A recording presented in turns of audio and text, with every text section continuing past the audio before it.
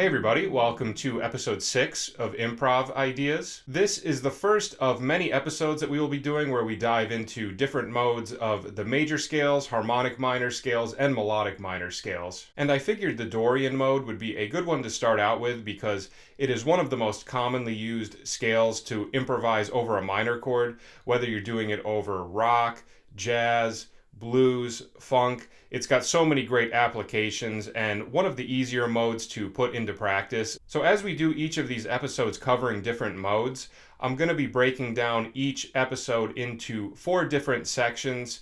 For section 1, I'm going to do just a general overview of the scale, what is happening intervallically, as well as running through the 7 fingerings of the scale throughout the neck. Then for part 2, I will show you the arpeggio that most clearly outlines the sound of whatever scale that we're working on. And through playing that, it will help to get the sound of the scale a little bit more into your ear. And then for part 3, I will go over different triad pairs that line up within whatever scale that we are discussing. So if you're unfamiliar with triad pairs, basically all a triad pair is a set of 2 different arpeggios that line up within whatever scale that we're doing.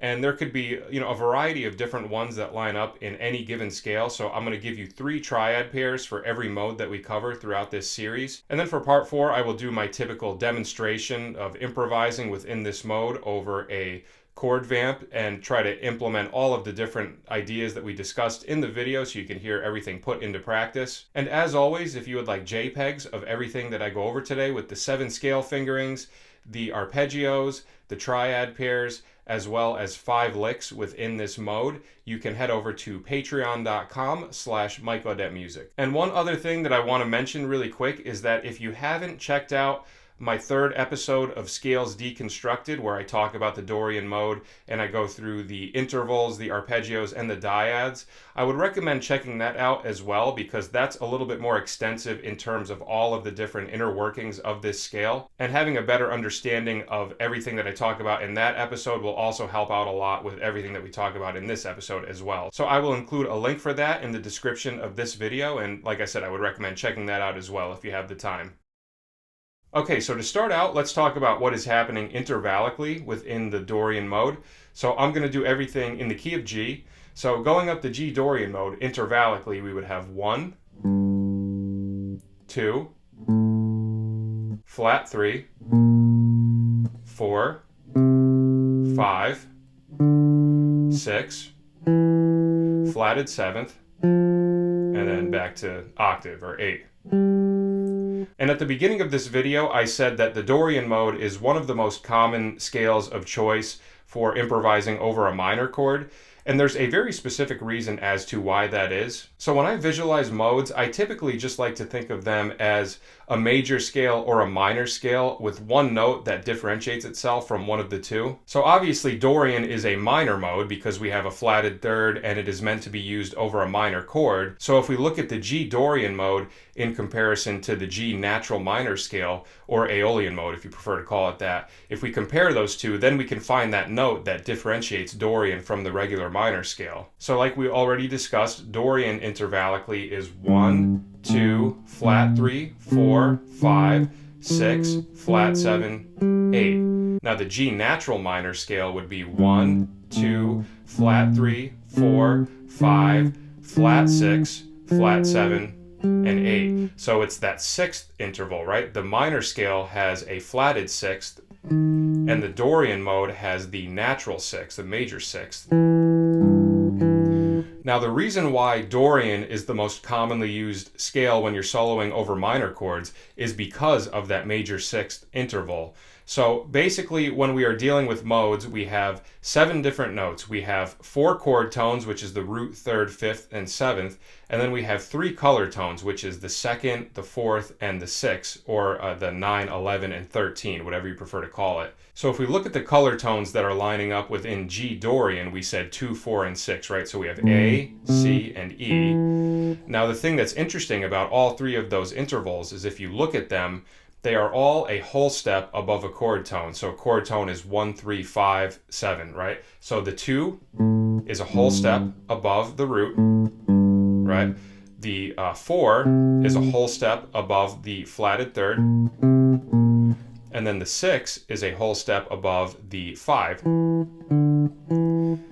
So because all three of these color tones are a whole step above a chord tone as opposed to a half step, all of these notes are going to have a very consonant sound. You can land lines on them and it's not going to sound like the notes want to go up or down. There's not going to be this pull to resolve it to a certain note. But now in comparison, when we look at the natural minor scale, the three color tones that we have in that one are the second, the fourth, and the flatted 6. So we were saying the flatted 6 and the natural 6 are the two intervals that differentiate the minor scale from the Dorian mode. So now if we look at that flatted 6th interval, it's a half step above the 5th, right? It's a half step above a chord tone as opposed to a whole step. So because of that, this note, you can definitely make this note work when you're improvising. I definitely do use this note from time to time, but it's not going to be one of those notes where you can just like hang on it at the end of a line. It's going to have that, it's going to want to pull down to the D. So watch, I'll just play a quick line against a G minor 7 chord, and the first one I'll land on the 6, and the second one I'll land on the flatted 6, and you're going to hear what I'm talking about.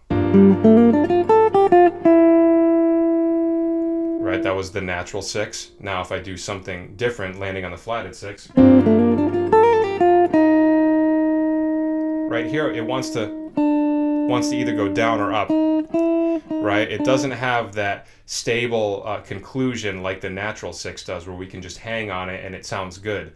So that's a long-winded way of answering why the Dorian mode is typically preferable to the natural minor scale. But like I said, this is not like a set in stone rule that you have to abide by. Of course, there are ways that you can make the natural minor scale work as well. But just kind of a rule of thumb, typically like if you were going to take a jazz improv class in college or something like that, the Dorian mode would be like the textbook first scale that they teach you for improvising over minor chords. So hopefully that can clear up some confusion as to why we don't typically use natural minor as much as we use Dorian, especially when we're playing jazz. Okay, so now for the scale fingerings, I'm going to run all 7 of them throughout the neck. So starting down on our G note, we already talked about the first one. We would have this.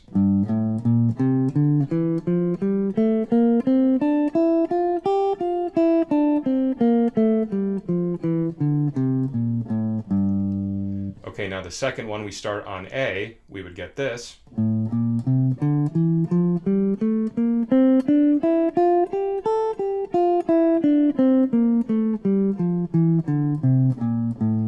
Now the third fingering, we're going to stay in the same position, but just start with our middle finger on B flat instead of A. So now we get this.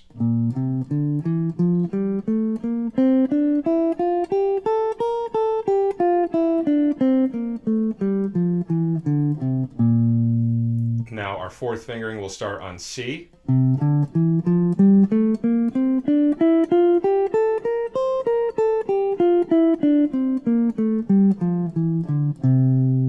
Our fifth fingering will start on D.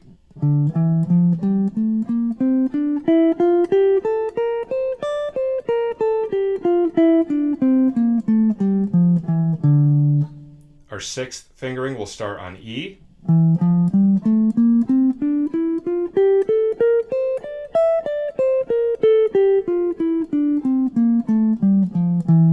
And then our seventh fingering will stay in the same position, but we start with our middle finger on F instead of the pointer finger on E. So now we get this.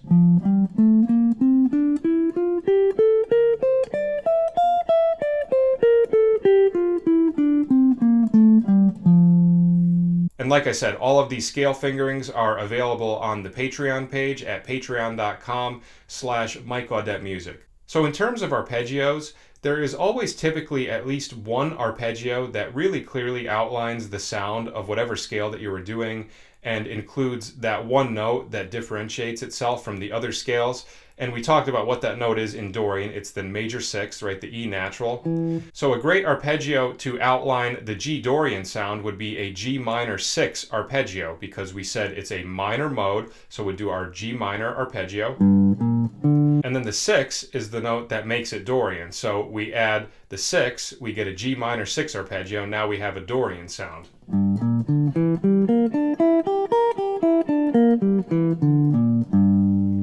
And And just like with other arpeggios, there are multiple fingerings throughout the neck that we can do for this. So if we went through the rest of the neck, we would get this.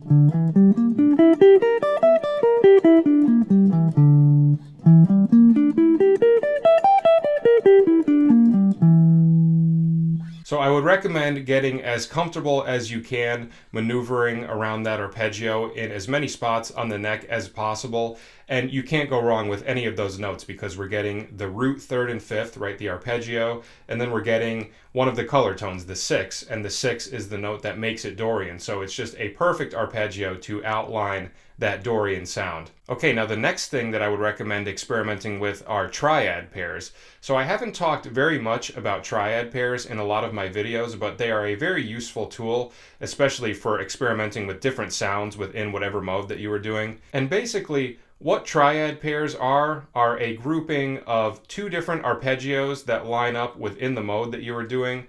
So we talked about this in the Scales Deconstructed videos, but every mode that we do, we can build an arpeggio off of each note of the mode. So that gives us 7 different arpeggios that are lining up naturally within the scale. And you can combine these different arpeggios together to get these really interesting combinations of sounds. So typically when I do triad pairs, I like to have no repeating notes between the two different arpeggios that I'm playing. So there are 3 main ones that I like to do for Dorian, so I'll run through all 3 of those for you. So for G Dorian, I would say the most common one to start out with is G minor and A minor. So a minor arpeggio starting on the 1 and a minor arpeggio starting on the 2. And like I said, there's no repeating notes because the first one gives us the root, the flat 3, and the 5. And then the second one gives us our 3 color tones, the 2, the 4, and the 6. So if we took that and ran it through all of the inversions of the arpeggios, we would get this.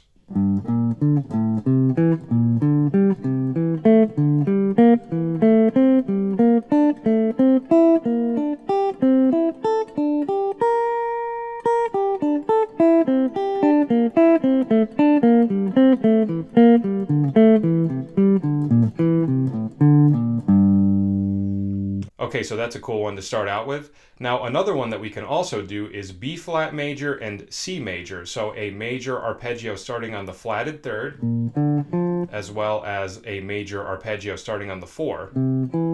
So now that would give us the flatted third, the 5th, and the flatted 7th, and then the 4, the 6, and the root. Okay, so if we do that with the inversions, it would sound like this.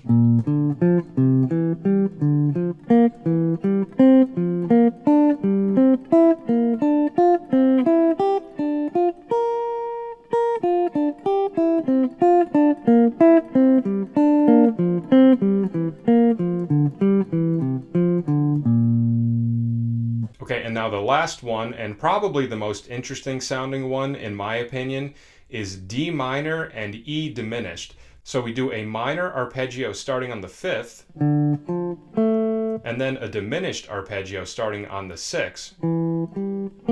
So that gives us intervallically the 5, the flatted 7th, and the 9, and then the 6, the root, and the flatted 3rd. I really like that combination of notes. So if we ran that through the inversions, we would get this.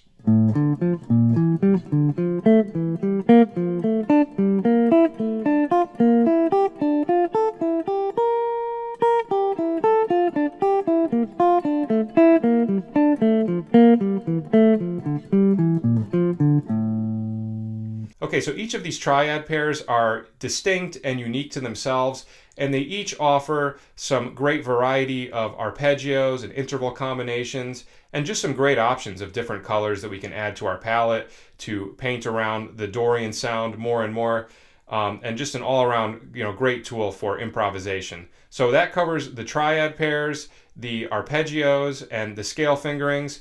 Now I'm going to go into a little demonstration. Okay, now I'm just going to improvise for a bit around a G Dorian vamp, and I'm going to try to incorporate all of the different ideas that we had discussed. So here we go.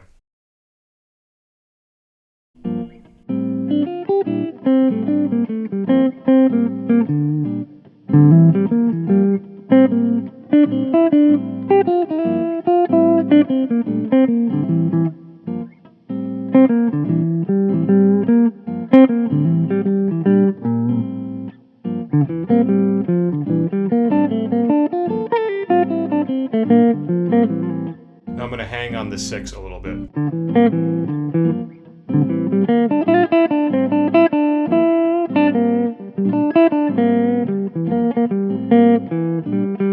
Really colorful note to land a line on.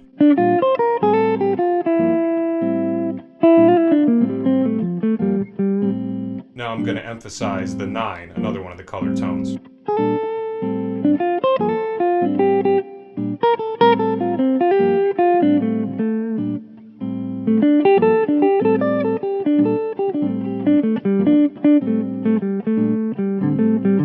Now I'll do the 11, the last color tone.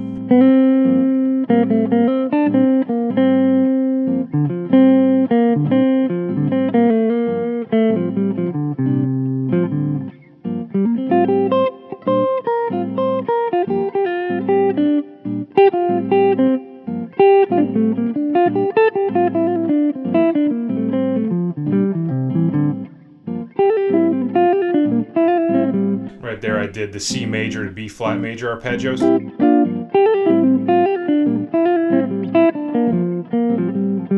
Now I'll do G minor and A minor.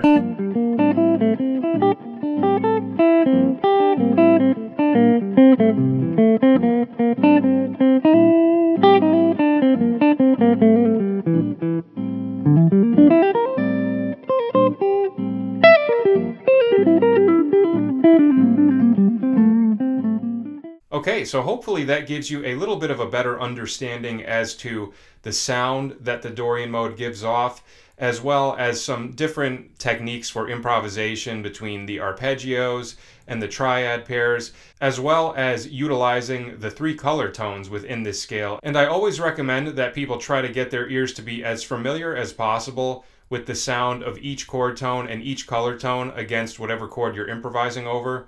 Because at least the way that I improvise, I think a lot in terms of intervals.